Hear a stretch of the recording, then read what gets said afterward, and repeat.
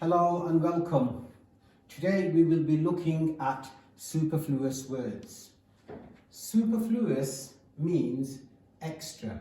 So we have a list of words here: percussion, instrument, string, the, violin, cello, viola, and what we need to do in this activity is rearrange these words and put them in a sentence using as many words as possible.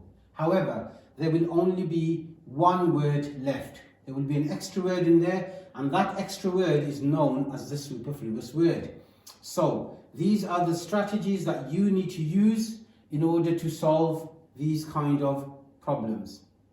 Firstly, you need to identify the word class of each word. So let's have a look at percussion. What sort of a word is percussion? It is a noun, so I'm going to put an N on top. What about instrument? Instrument is a noun as well. R is a verb. String is a noun. The word the is a determiner. I'm going to put a D on top. Violin is a noun. Cello is also a noun. Viola is also a noun because it's a musical instrument. And the word and is a conjunction. It joins two clauses together. So I'm going to put a C on top of and.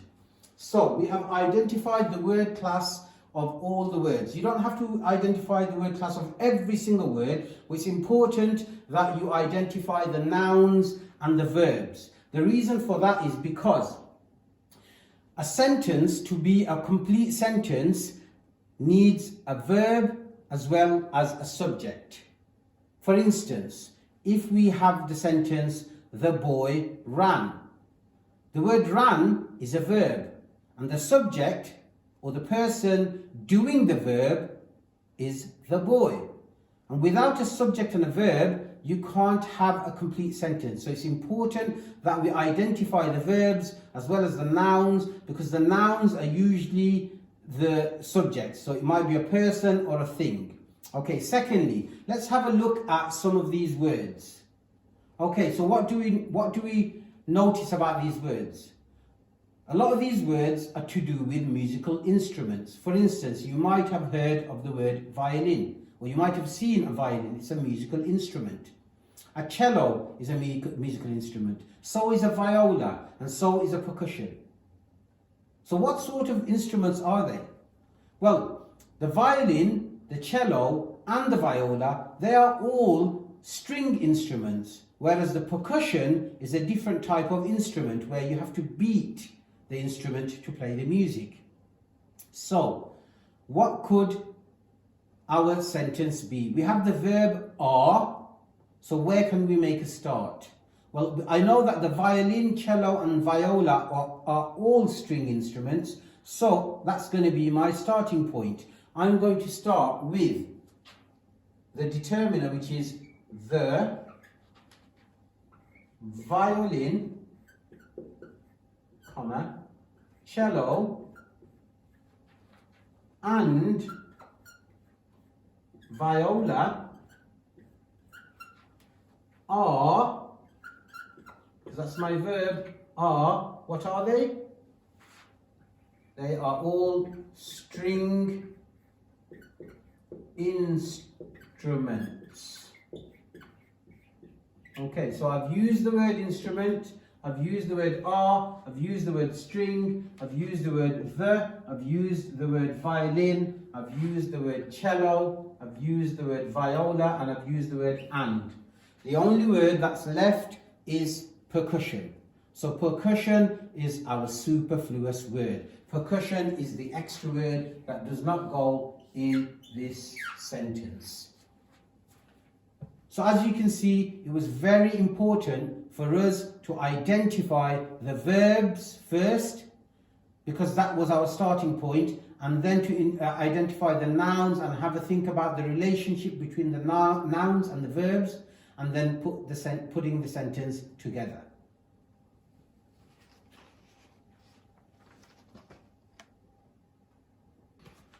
Okay, so let's have a look at another example. Let's have a look at the words smoothies, shall, yogurt, and, milk, ice cream, made, fruit, or can be with.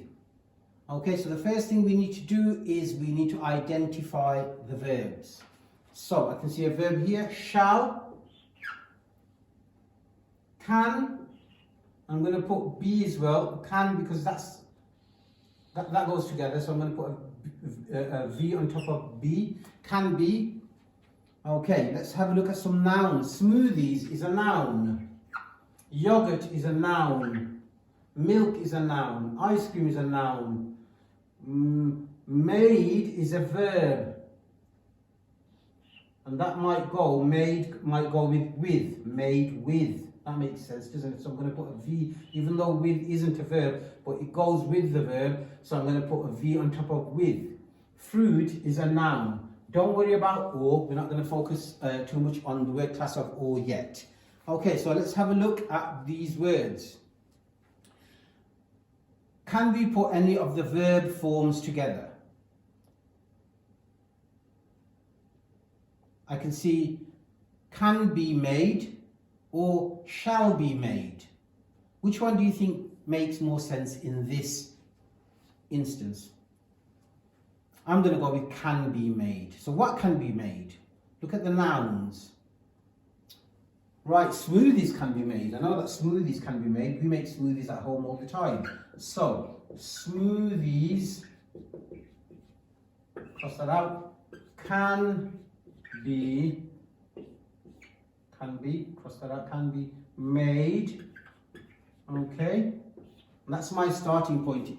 With superfluous words, it's very important to have a starting point. Once you have a starting point with some verbs and nouns, it's easier to construct the sentence. So smoothies can be made. What can smoothies be made with? Yes, you're absolutely right. Smoothies can be made with yogurt,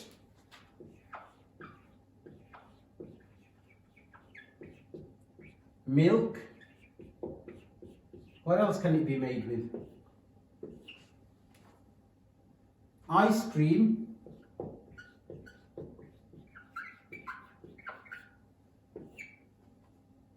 fruit. Now that's not quite a complete sentence. There are some words missing because we've still got and or and shall left. So we need to put two of them in our sentence. We need to actually and the word with. So smoothies can be made. Absolutely right, we can put with here. So can you see I'm editing my work, and that's absolutely fine. The word with will go there, that makes sense. Smoothies can be made with yogurt, milk, ice cream, fruit. Can we put the other words, two of the other words?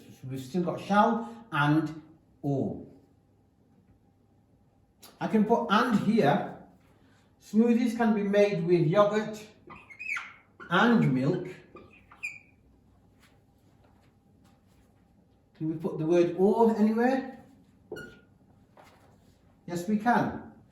We can put smoothies can be made with yogurt and milk, ice cream, or fruit. We could change that around a little bit to make a bit more sense. So we could say smoothies can be made with yogurt or milk, and then we can put and after that, and ice cream.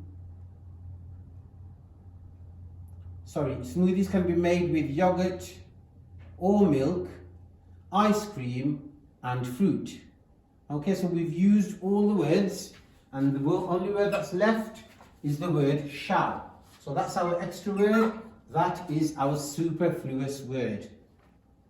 I hope that's making a bit more sense to you. Please go over the video as many times as you like, because the more times you watch it and the more time you practice it, the better you will get. These kind of questions can be quite tricky, but if you know what you're doing, you will be fine. The first thing you need to do, just a very quick recap, is you need to make sure you identify the verbs as well as the nouns, and then start thinking about how you can put those verbs and nouns together. What's the relationship between the words? You need a starting point in order for you to have an ending point. Okay, all the best, keep on trying, and you can also watch one of my videos which is on subject and verb to construct basic sentences, or what a sentence needs in order for it to be a sentence. It's called Subject and Verbs. Watch the video if you need a little bit more help.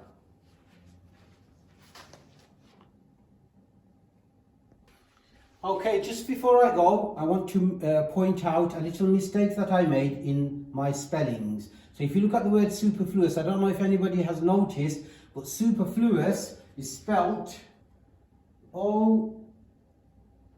U-O-U-S. Instead of O-U-S, it should be F-L and then U-O-U-S. Superfluous words. And it's okay to make mistakes. We all make mistakes, and that's how we learn. Sometimes we make mistakes by forgetfulness, and sometimes we make mistakes because we don't know something, and that's our learning point. It's very, very important to remember that making a mistake is not a bad thing. It's actually a good thing because it's a learning curve. That's when you are learning. If you're not making any mistakes, then you're not learning anything, you're just revising. So making mistakes is a brilliant thing as long as you learn from it and you take heed from it. Another word that I want to point out is the word yogurt. Now in yogurt I have used GH. Sometimes yogurt can be also spelled as Y-O-G-U-R-T. Some people spell it like that, and that's absolutely fine as well. I hope all that made sense, and I will see you soon. Please share, like and subscribe to get the latest videos coming direct to you.